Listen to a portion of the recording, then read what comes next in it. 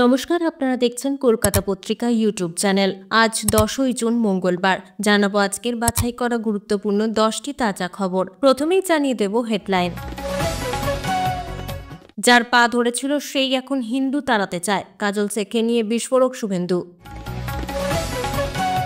খাগড়াবাড়ি পাওয়ার স্টেশনে বিধ্বংসী আগুন, কোচবিহার শহর অন্ধকারে, আতঙ্কে এলাকাবাসী।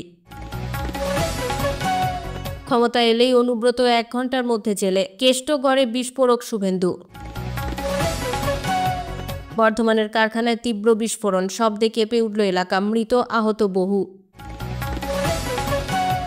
ফুরফুরান নতুন কাশেম, নওশাদের ভাই এখন তৃণমূলের বড় পদে, আলোড়ন রাজনৈতিক মহলে। পুরীর জগন্নাথ ধামে নিষেধাজ্ঞা বোমা, মদ আমিষে নিষেধ, উঠছে ব্যক্তি স্বাধীনতার প্রশ্ন। 1 লক্ষে ঘর হয়, বিজেপি ক্ষমতায় এলে 3 লক্ষ টাকার ঘর, বড় প্রতিশ্রুতি শুভেন্দুর মুখে। বাড়ছে বিদ্যুৎ বিল, স্মার্ট মিটার বসানো বন্ধে নয়া বিজ্ঞপ্তি জারি রাজ্যের। এছাড়াও রয়েছে আরও বেশ কিছু গুরুত্বপূর্ণ খবর। পুরো বিস্তারিত জানতে ভিডিওটি শেষ পর্যন্ত শুনুন। আবাস যোজনা নিয়ে একলা চলো নীতি অনুসরণ করেছে পশ্চিমবঙ্গ সরকার। একাধিকবার কেন্দ্রের বিরুদ্ধে এই প্রকল্পের টাকা আটকে রাখার অভিযোগ এনেছে রাজ্য। শেষ অবধি বাংলার বাড়ি প্রকল্প চালু করেন মুখ্যমন্ত্রী মমতা বন্দ্যোপাধ্যায়। এই স্কিমের অধীন উপভোক্তাদের বাড়ি তৈরি করতে 1,20,000 টাকা করে দেওয়া হয়। এবার এর পাল্টা বড় দাবি করলেন রাজ্যের বিরোধী দলনেতা শুভেন্দু অধিকারী। বিজেপিকে ক্ষমতায় আনলে ঘর বানাতে 3 লাখ টাকা করে দেওয়া হবে বলে ঘোষণা করলেন তিনি। রবিবার সন্দেশখালীর কানবাড়ি ভারত সেবাশ্রমের মাঠে একটি সভার আয়োজন করা হয়েছিল। হিন্দু অধিকার রক্ষার লড়াইয়ে আত্মবলিদানকারীদের প্রতি শ্রদ্ধা জানাতে এই কর্মসূচির আয়োজন করা হয়। সেখানে প্রধান অতিথি হিসেবে উপস্থিত ছিলেন নন্দীগ্রামের বিধায়ক। সেখান থেকেই বেশ কিছু ঘোষণা করেন তিনি। বাড়ি তৈরির জন্য 3 লাখ টাকা দেওয়ার প্রতিশ্রুতি দিয়ে বিজেপি নেতা বলেন, 1,20,000 টাকার ঘরের জন্য তৃণমূলের পেছন ছুটছেন। এই টাকায় ঘর হয়? তাহলে শুনুন, বিজেপিকে ক্ষমতায় আনুন, ঘর তৈরির জন্য অ্যাকাউন্টে 3 লাখ টাকা করে দেওয়া হবে। বাংলা থেকে তৃণমূলকে হঠাতে জোট বাঁধার ডাকও দেন শুভেন্দু। রাজ্যের বিরোধী দলনেতা বলেন, ভাগ হবে না, জোট বাঁধুন, তৈরি হন, সব মত আঁকড়ে রাখুন, তবে শেষ অবধি গীতাটাকে হাতে রেখে দিতে হবে। বিজেপিকে ক্ষমতায় আনলে আরো ভালো কিছু দেখতে পাবেন বলে দাবি করেন তিনি। নন্দীগ্রামের বিধায়ক বলেন, 500 টাকার জন্য নিজের শাঁখা সিঁদুর বিসর্জন দেবেন না। বিজেপি সরকার গড়লে প্রত্যেক মাসের 1 তারিখে 3,000 টাকা করে অ্যাকাউন্টে পাঠিয়ে দেওয়া হবে বলে ঘোষণা করেন তিনি। প্রিয় দর্শক, আপনি কোন জেলা থেকে আমাদের ভিডিওটি দেখছেন কমেন্ট করে জানাবেন। আজকের ভিডিওতে 300 লাইক ও 100 সাবস্ক্রাইবার টার্গেট করছি। যদি এখনও সাবস্ক্রাইব না করে থাকেন দয়া করে এখনই সাবস্ক্রাইব করে নিন এবং নিয়মিত আপডেট পেতে আমাদের চ্যানেলটি ফলো করুন। ফিরে আসছি পরবর্তী খবরে। বোলপুর থানার আইসি লিটন হালদারকে অশ্লীল গালিগালাজের পরও দিব্যি আছেন বীরভূমের তৃণমূল নেতা অনুব্রত মণ্ডল। মামলা দায়ের করে থানায় তলব করে নিয়ম রক্ষার জিজ্ঞাসাবাদের জন্য অনুব্রতের বিরুদ্ধে আর কোনো পদক্ষেপ করেনি পুলিশ। এদিন এই হেন অনুব্রত মণ্ডলের কুকথার প্রতিবাদ করে তার শহরে নারী সম্মান যাত্রা করল বিজেপি। নেতৃত্বে ছিলেন বিধানসভার বিরোধী দলনেতা শুভেন্দু অধিকারী। পুলিশ কর্তাকে বেলাগাম গালিগালাজের পরও কেন অনুব্রত মণ্ডলকে গ্রেপ্তার করা হয়নি সেই প্রশ্ন তুলেছেন বিজেপি নেতারা। শুভেন্দু বলেন, 2026 সালে বাংলায় বিজেপি সরকার গড়লে শপথ গ্রহণের 1 ঘন্টার মধ্যে অনুব্রতকে গ্রেপ্তার করানো হবে। নারী সম্মান যাত্রায় অংশ নিয়ে প্রথমে মিছিল এবং তারপরে পথসভায় ভাষণ দেন শুভেন্দু। ছিলেন রাজ্য বিজেপির সাধারণ সম্পাদক জগন্নাথ চট্টোপাধ্যায়। বোলপুর ছাড়াও নানুর, ময়ূরেশ্বর সহ একাধিক ব্লক থেকে বিজেপি কর্মী সমর্থকেরা জড়ো হয়েছিলেন মিছিলে যোগ দিতে। বোলপুরের ট্যুরিস্ট লজ মোড় থেকে মিছিল শুরু হয়ে বোলপুর চৌরাস্তায় গিয়ে শেষ হয়। সেখানেই সভার আয়োজন করা হয়। শুভেন্দু নিজের ভাষণে অনুব্রতের পাশাপাশি বীরভূম জেলা পরিষদের সভাধিপতি কাজল শেখকেও আক্রমণ করেন। বীরভূম জেলা পরিষদকে কাজল এবং তার শাগরেদরা হিন্দু ঠিকাদার মুক্ত করার চেষ্টা করছেন বলে শুভেন্দু অভিযোগ করেন। বিজেপি ক্ষমতায় এলে কাজলের বিরুদ্ধেও পদক্ষেপ করা হবে বলে শুভেন্দু ঘোষণা করেন। প্রবল বিস্ফোরণে কেঁপে উঠল পূর্ব বর্ধমানের পালিতপুরের এক স্পঞ্জ আয়রন কারখানা। জানা যাচ্ছে ব্রয়লার ফেটেই এই দুর্ঘটনা ঘটেছে। ওই ঘটনায় এখনো পর্যন্ত একজনের মৃত্যু হয়েছে, আহত কমপক্ষে 11 জন। এক শ্রমিকের দাবি, স্ক্র্যাপ আয়রন ব্রয়লারে ঢোকানোর পর বিস্ফোরণ ঘটে যায়। ঘটনার পর আহতদের বর্ধমান মেডিকেল কলেজ হাসপাতালে ভর্তি করা হয়েছে। পরে কয়েকজনকে বর্ধমানের এক বেসরকারি হাসপাতালে নিয়ে যাওয়া হয়েছে, সেখানেই তাদের চিকিৎসা চলছে। উল্লেখ্য, পূর্ব বর্ধমানের পালিতপুর দেয়ানদিঘিতে বেশ কয়েকটি স্পঞ্জ আয়রন ও রড তৈরির কারখানা রয়েছে। সংখ্যায় সেগুলি অনেকগুলোই। ওই সব কারখানার বেশ কয়েকটিতে কোনো সুরক্ষা ব্যবস্থা ও পরিবেশ বিধি মানা হয় না বলে অভিযোগ। সোমবার বিকেলে এনএন ইস্পাত কারখানা নামে একটি স্পঞ্জ আয়রন কারখানার ব্রয়লারে প্রবল শব্দে বিস্ফোরণ ঘটে যায়। মুহূর্তে লণ্ডভণ্ড অবস্থা চারিদিকে। ছিটকে পড়ে বেশ কয়েকজন শ্রমিক। কিভাবে বিস্ফোরণ? পরমবীর যাদব নামে এক শ্রমিক বলেন, ভাট্টিতে বিস্ফোরণ হয়েছে, মনে হয় স্কাপে কিছু ছিল। 10 থেকে 11 জন আহত হয়েছেন। আহতদের বর্ধমান হাসপাতালে নিয়ে আসা হয়েছে। অতিরিক্ত পুলিশ সুপার অর্ক বন্দ্যোপাধ্যায় বলেন, স্পঞ্জ আয়রন ফ্যাক্টরিতে একটা বিস্ফোরণ হয়েছে, তদন্ত করে দেখা হচ্ছে, পরে বিস্তারিত জানাবো, সবকিছু খতিয়ে দেখা হচ্ছে।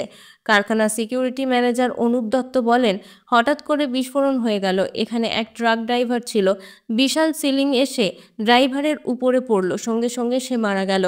আরও 7 জন আহত হয়েছে। কেন বিস্ফোরণ হয় বলতে পারবো না। 7 জনকে হাসপাতালে পাঠানো হয়েছে। বিস্ফোরণ এক জায়গাতেই হয়েছে। এখানে লোহার রড পেরেক তৈরি হয়। এখানে বহু শ্রমিক কাজ করে, তাদের মধ্যে বিহার, ছত্তিশগড়ে, পুরুলিয়ার বাসিন্দাও রয়েছেন। স্মার্ট মিটার বসানোর পর থেকেই বিদ্যুতের বিল বেশি আসছে, এমন অভিযোগ করছিলেন বেশ কিছু উপভোক্তা।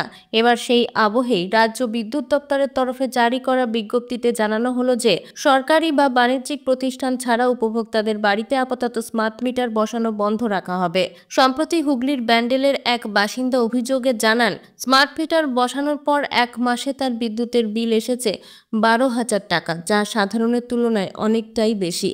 এমনই অভিযোগ করেছেন আরও বহু গ্রাহক। ঘটনা প্রকাশ্যে আসতেই বিষয়টি নিয়ে প্রতিবাদের পথে হেঁটেছে রাজ্যের সকল বিরোধী দল। করোনা প্রসঙ্গে সিপিএমের বক্তব্য, জোর করে প্রিপেড মিটার বসাতে রাজ্যবাসীকে বাধ্য করে বিদ্যুৎ পরিষেবার বেসরকারীকরণ করা হচ্ছে। তারা এও অভিযোগ তুলেছে যে যেহেতু এটা প্রিপেড ব্যবস্থা, সেই কারণে যদি কারো নির্দিষ্ট প্ল্যানের টাকা শেষ হয়ে যায়, তবে মাঝরাতেও কেটে যেতে পারে বিদ্যুৎ সংযোগ। এর ফলে কৃষকেরাও বিপুল ক্ষতির সম্মুখীন হবে বলেও দাবি করেছিল তারা। যদিও সেই সময় এই অভিযোগগুলি কার্যত উড়িয়ে দিয়েছিলেন রাজ্যের বিদ্যুৎ মন্ত্রী অরূপ বিশ্বাস। কিন্তু এবার সেই রাজ্য সরকারের তরফে বিজ্ঞপ্তি জানিয়ে দেওয়া হলো, আপাতত বাড়িতে বাড়িতে স্মার্ট মিটার বসানো বন্ধ রাখার এই নতুন সিদ্ধান্তের কথা। কুকথা কাণ্ডের পর দলের ভিতরে বাইরে কোণঠাসা অনুব্রত মণ্ডল, আর তার জায়গায় বীরভূমে ক্রমশ ক্ষমতা বাড়ছে কাজল শেখের। অনুব্রতর কুকথার প্রতিবাদ করতে বোলপুরে গিয়ে সেই কাজল শেখকে এবার নিশানা করলেন রাজ্যের বিরোধী দলনেতা শুভেন্দু অধিকারী। এদিন তিনি দাবি করেন, অনুব্রতর দ্বারা কোণঠাসা হয়ে কোলাঘাটে গিয়ে শুভেন্দুবাবুর পা ধরে বসে থাকতেন কাজল শেখ। শুভেন্দুবাবু এদিন বলেন, আর একটা গর্তে ঢুকে গেছিল কাজল শেখ, মাল তুলছে। বীরভূম জেলা পরিষদ কোনো হিন্দু ঠিকাদার কাজ করতে পারে না। হিন্দু ঠিকাদার কাজ করতে গেলে তার কাছে 20% কাটমানি চাওয়া হয়।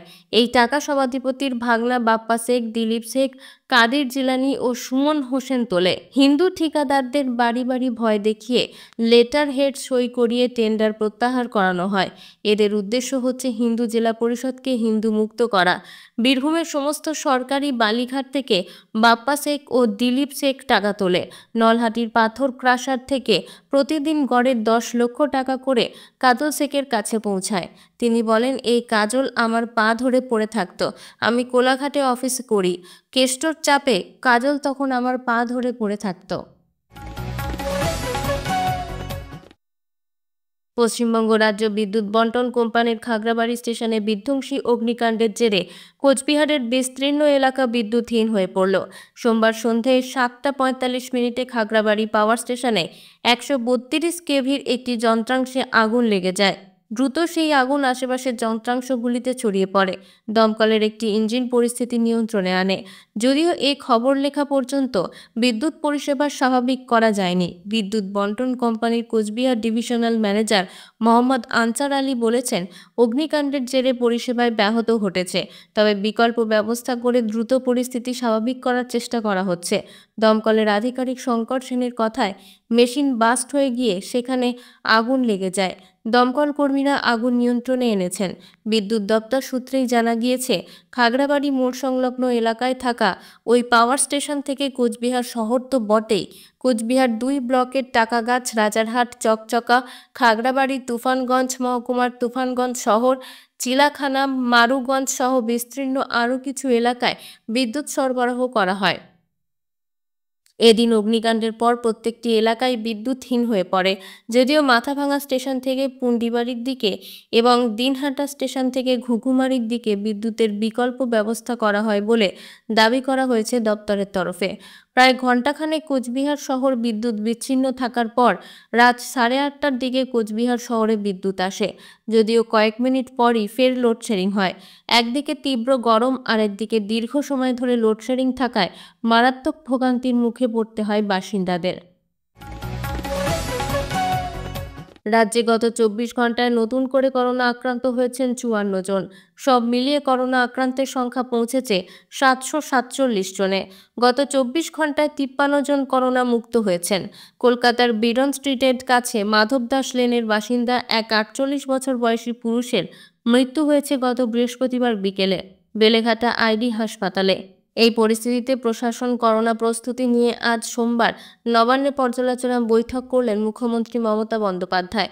বৈঠক শেষে বার্তা দিলেন, কোভিড নিয়ে আতঙ্কিত হওয়ার কোনো কারণ নেই। এদিন মমতা বলেন, যাদের কোমরবিডিটি আছে, যাদের সর্দি কাশি আছে, তারা ডক্টর দেখান, সরকারি হাসপাতালে চিকিৎসা করান, তাহলে চিকিৎসার নাম করে বেশি টাকা খরচ হবে না। এখনই আমরা এই ব্যাপারে সিদ্ধান্ত নিচ্ছি না, এখনও সেই রকম অবস্থা হয়নি। প্রশাসন সূত্রের খবর, বর্তমানে করোনার যে স্ট্রেন ছড়াচ্ছে তা ওমিক্রনের সাব ভ্যারিয়েন্ট। আশা করা হচ্ছে ওই ওয়েব তাড়াতাড়ি চলে যাবে। প্রসঙ্গত, দেশে মোট করোনা আক্রান্তের সংখ্যা বেড়ে হয়েছে ৬,৪৯১। সবথেকে বেশি আক্রান্ত কেরালায় ১,৯৫৭ জন।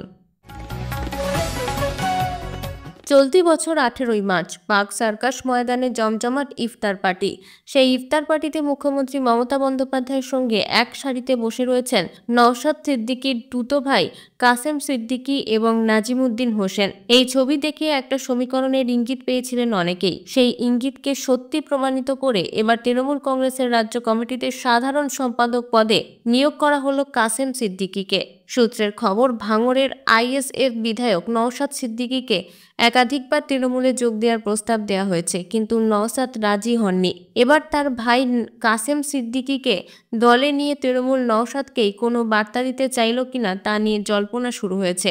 একসময় ভাঙড়ের বিধায়ক নওশাদ সিদ্দিকীকে গ্রেপ্তার করেছিল রাজ্য পুলিশ। দাদার গ্রেপ্তারিতে কার্যত ফুঁসে উঠেছিলেন কাসেম। গোটা ঘটনার জন্য দায়ী করেছিলেন রাজ্য সরকারকে, কিন্তু সেসব এখন অতীত। সেই কাসেমই আজ তৃণমূল কংগ্রেসের রাজ্য সম্পাদক। কিভাবে বদলে গেল পুরো ছবিটা একটু বিশ্লেষণ করলেই বোঝা যাবে। চলতি বছর বাগ সার্কাস ময়দানে ইফতার পার্টির আয়োজন করেছিল কলকাতা পুরসভা। সেই পার্টিতে তৃণমূল সুপ্রিমোর সঙ্গে একই সারিতে বসেছিলেন কাসেম।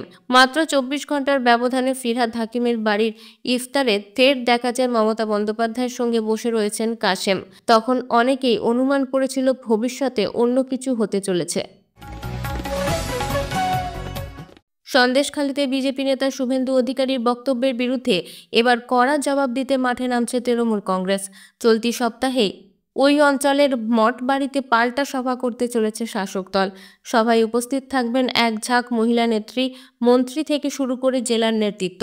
দলীয় সূত্রে খবর, শুভেন্দু অধিকারীর জঘন্য, কুৎসিত ও নারী অপমানকারী মন্তব্যের প্রতিক্রিয়ায় এই কর্মসূচি নেওয়া হয়েছে। ওই সভা থেকেই বিজেপি ও দলবদলু গদ্দার শুভেন্দুর বিরুদ্ধে সরব হবেন তৃণমূল নেতারা। সভায় উপস্থিত থাকার সম্ভাবনা রয়েছে রাজ্যের মন্ত্রী বীরবাহা হাঁসদা, শশী পাঁজা, চন্দ্রিমা ভট্টাচার্য ও সুজিত বসুর। তাদের সঙ্গে থাকবেন বসিরহাট ও সন্দেশখালী স্থানীয় নেতৃত্ব। দলীয় মহিলা শাখার পক্ষ থেকেও সেখানে জোরদার প্রতিবাদ জানানো হবে বলে খবর। তৃণমূল কংগ্রেসের পক্ষ থেকে জানানো হয়েছে, নারী অসম্মান, অপপ্রচার ও বিদ্বেষমূলক ভাষার বিরুদ্ধে আমরা চুপ করে বসে থাকব না। শুভেন্দু অধিকারী বাংলার নারীদের অসম্মান করেছেন, তার জবাব বাংলার মা বোনেরাই দেবে। সন্দেশখালীর রাজনৈতিক উত্তেজনার মাঝে এই পাল্টা সভাকে ঘিরে প্রশাসনিক স্তরেও কড়া নজরদারির প্রস্তুতি শুরু হয়েছে। সভার দিনক্ষণ চূড়ান্ত হলে নির্দিষ্ট নিরাপত্তা পরিকল্পনা তৈরি করা হবে বলে প্রশাসনিক সূত্রে জানা গিয়েছে। তীর্থক্ষেত্র পুরীর পবিত্রতা রক্ষায় বড় সিদ্ধান্ত নিল বিজেপি সরকার। 12 শতাব্দীর প্রাচীন শ্রী জগন্নাথ মন্দিরকে ঘিরে 2 কিলোমিটার ব্যাসার্ধের মধ্যে মদ ও আমিষ খাদ্য বিক্রি সম্পূর্ণরূপে নিষিদ্ধ ঘোষণা করা হয়েছে। রবিবার এই সিদ্ধান্তের কথা আনুষ্ঠানিকভাবে ঘোষণা করেন ওড়িশার আইনমন্ত্রী পৃথ্বীরাজ হরিচন্দন। মন্ত্রী বলেন, শ্রী জগন্নাথ মন্দির থেকে 2 কিলোমিটার ব্যাসার্ধের মধ্যে কোনো বার, মদের দোকান বা আমিষ খাদ্য বিক্রি করা যাবে না। এমনকি ওই এলাকায় বর্তমানে যে পানশালাগুলি রয়েছে সেগুলিতেও নিষেধাজ্ঞা কার্যকর করা হবে। শুধু তাই নয়, জগন্নাথ মন্দির থেকে গুন্ডিচা মন্দির পর্যন্ত 2.5 কিলোমিটার দীর্ঘ বড় ডান্ডা বা গ্র্যান্ড রোড এলাকাতেও একই বিধি প্রযোজ্য হবে। এই সিদ্ধান্তের মূল লক্ষ্য পুরীকে একটি সম্পূর্ণ ধর্মীয় শহর হিসেবে গড়ে তোলা। মন্ত্রী জানান, পুরী শহরকে ঢেলে সাজাতে সরকার একাধিক পরিকল্পনা নিয়েছে। বড় ডান্ডা রোডের দুপাশে অবস্থিত বাড়িগুলিকে একই উচ্চতায় এবং অভিন্ন নকশায় গড়ে তোলা হবে। এমনকি ব্যক্তিগত মালিকানাধীন বাড়িগুলির ক্ষেত্রেও আলোচনা করে এই পরিবর্তন আনা হবে। মন্ত্রী আরও দাবি করেন, এতদিন পর্যন্ত মন্দির সংলগ্ন এলাকায় মদ ও আমিষের খোলা বাজার পুণ্যার্থীদের মধ্যে অসন্তোষ তৈরি করছিল। বহুবার এই বিষয়ে অভিযোগ জানানো হলেও আগের সরকার গুরুত্ব দেয়নি। এবার সেই দাবি মেনে মন্দির চত্বরের পবিত্রতা বজায় রাখতে কড়া পদক্ষেপ করা হলো। সরকার জানিয়েছে, পুরী শহরের এই পবিত্র করিডর উন্নয়নের নগর উন্নয়নের দফতরের সঙ্গে আলোচনা চলছে। মন্দিরকে ঘিরে পর্যটন, ধর্মীয় আবেগ ও সংস্কৃতির সঙ্গে সামঞ্জস্য রেখে এক নতুন পুরী শহর গড়ার পরিকল্পনা নিয়েছে ওড়িশা সরকার। পুণ্যার্থীদের আশা, এই সিদ্ধান্তে পুরী ফিরবে তার আদি ধর্মীয় ভাবমূর্তিতে, যেখানে আধ্যাত্মিকতা ও সংস্কার হবে মুখ্য অভিজ্ঞান। খবর আজকের মতন এই পর্যন্তই। ধন্যবাদ।